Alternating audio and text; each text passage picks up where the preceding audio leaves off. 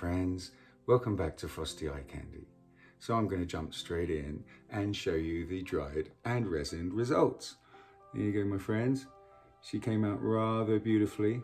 The resin was just flawless. Somehow it was a miracle I managed to keep my cat's fur out of it. But you can see the background there with the beautiful, the high flow acrylic, the golden high flow acrylics, the diox purple. And I did add just a little bit of TLP twinkle in there just to give it a little more sparkle in the depth. But look at the bloom transfer. It came out really quite well. I kind of retained a little bit of the bloom. It's a little bit messy, but I think it came out quite nicely. And of course, not forgetting these three little perfect air bubbles we got that allows you to look through and see through the actual transfer to the background. But look at all the beautiful piggies there singing. Isn't she good? Okay, so how did I get to this? Right, well, I've just said about the lovely high flow acrylic, the purple background. That's the purple that I put down. And then the colors that I used, it's been a kind of a little series really of using up those colors that I had mixed for a long time. It's the seaweed, obviously. No, sorry, this is asparagus. That's the color for the bloom that we transfer. So it's asparagus first. Then it's this one here, Glidden. Glidden is semi-transparent there. And you can see asparagus is totally transparent because there's no squirt at all. The next color we're putting down, it's the Liquitex and the dark Satin purple. This one also is transparent. So we're on this kind of transparent and semi-transparent layering going on here, guys. The next one I'm using is, of course, beautiful Twinkle, the dual interference blue-violet pigment from TLP. Absolutely love our TLPs. And the last TLP is this one. This is Athena. And as you can see, Athena has a little square and a line through it. That is semi-transparent too. And then the last paint we're putting down, it's the Liquitex, and this is the quinacridone magenta. Okay then, my friends, so that's enough of me chitty chat chat. We're going to get the camera pointing down and we're going to start to make this bloom transfer. Okay then, friends, first thing I should say is this is a 10-inch wooden cradle, and for anyone that's watching for the first time doesn't know what a cradle is, it's just like a regular canvas stretched over a frame, but rather than the canvas, it's a piece of plywood. So there's the before mentioned dark Satin purple by golden high flow acrylics, and I added in some TLP twinkle just to give it a little more pizzazz. And here we go, using the Glidden Essentials, the Glidden Premium in white satin as a cell activator. Here we go, and we discussed this in detail last week, or the week before rather, in our Sunday live show, The Joy of Pouring. And while we're waiting for the cell activator to work, because Glidden takes its sweet time to actually work, but does give us great results if we're patient. While we're being patient, I'd love to tell you about our new Facebook group, and it's the Acrylic Crazy Train. Please join us aboard there on Facebook, where you'll find all the amazing admins and lovely people that actually care and want to see you succeed. So that's on Facebook, the Acrylic Pouring for Beginners. Please join us, my friends. So there you go, I'm just moving the whole paint around, and we're going at double time here to watch these cells develop. But we're getting some good selection, and it's not too bad at all. But as I've said, we do have to wait and be patient, but it gives us some great results, and it's going to make a lovely background for the bloom transfer. So here we go, my friends. Here's a bit more of a better close-up. You can see it works absolutely beautifully. You just have to give it a few minutes, but it's great. So there we go, that's our background, and we move that to one side. And here's just I'm cleaning up a little bit. Oh, there's a spot of paint here, let's clean that up. I know my friends and people that are watching are going to be laughing at me cleaning up every little spot of paint.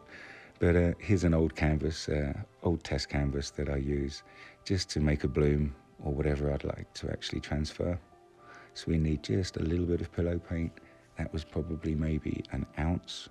And again, that's the Glidden Premium in the white satin.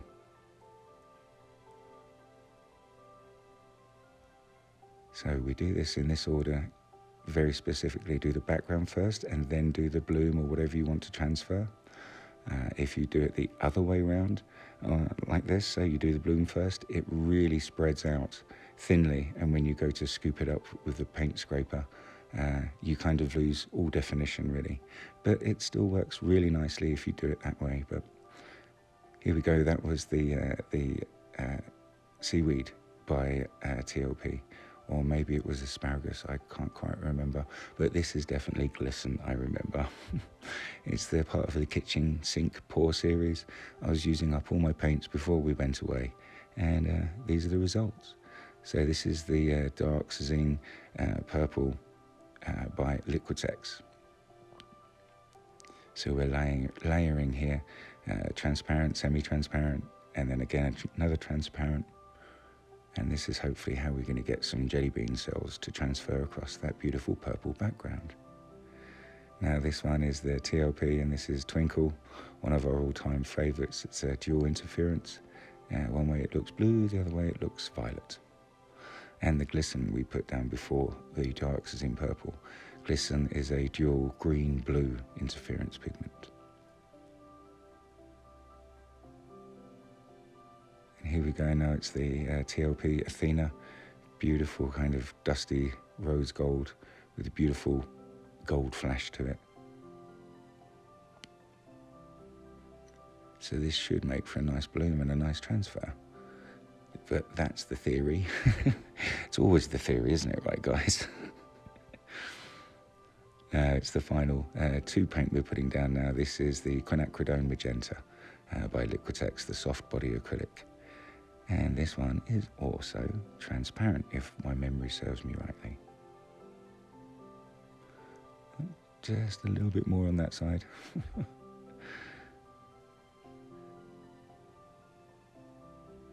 Being a little bit more generous with the Quinacridone Magenta there.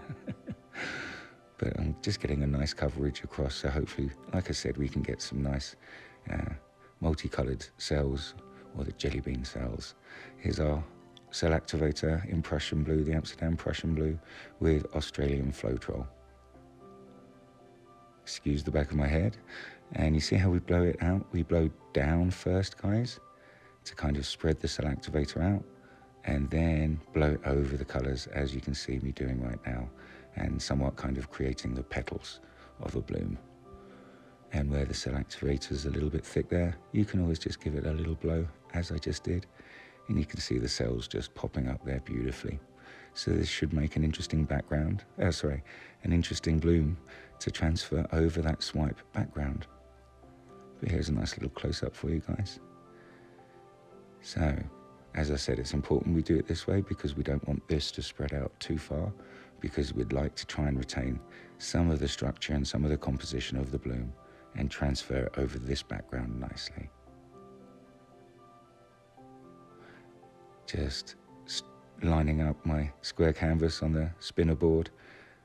You can see how I do that easily with the black line that I draw across. And there we go, just moving the background over just a little bit. And for everyone that's watching for the first time or doesn't know what I'm doing, this is called wetting the edges. And I just get some pillow paint on my finger, as you can see, and just make sure that the edges of the cradle are wet.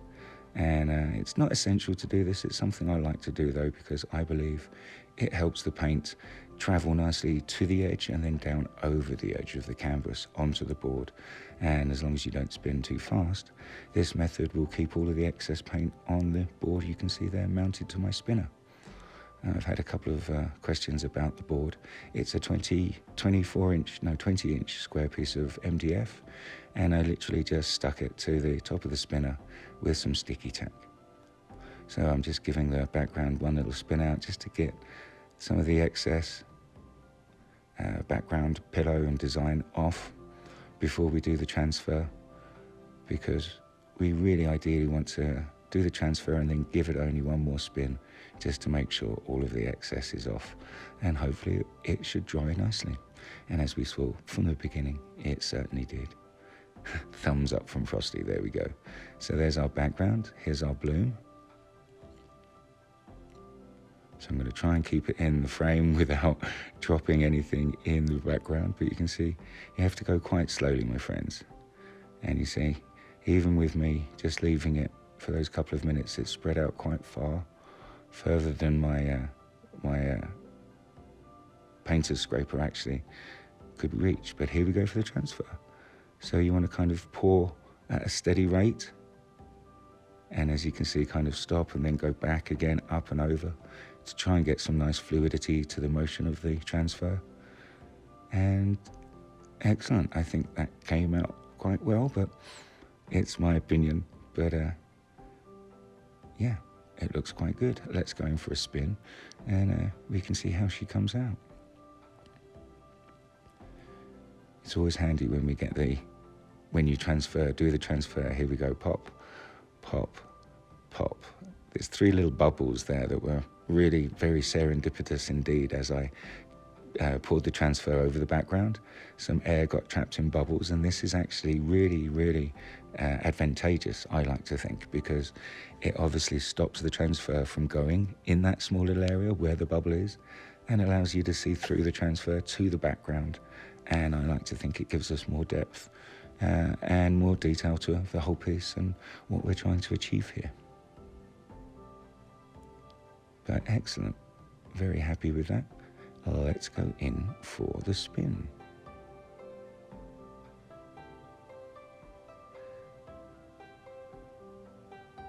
And I like keeping my spins in real time, friends, and for people that are learning and watching for the first time, so you can see how long and how fast I spin for. As you can see, I don't spin very fast, but I do let it spin just for a little longer than some other artists, just because I like to give the paint a nice chance, as I've mentioned before, to meet the edge of the cradle and flow nicely down and then onto the board, as you can see it has. And we get nice edge coverage and hopefully some details, maybe some cells.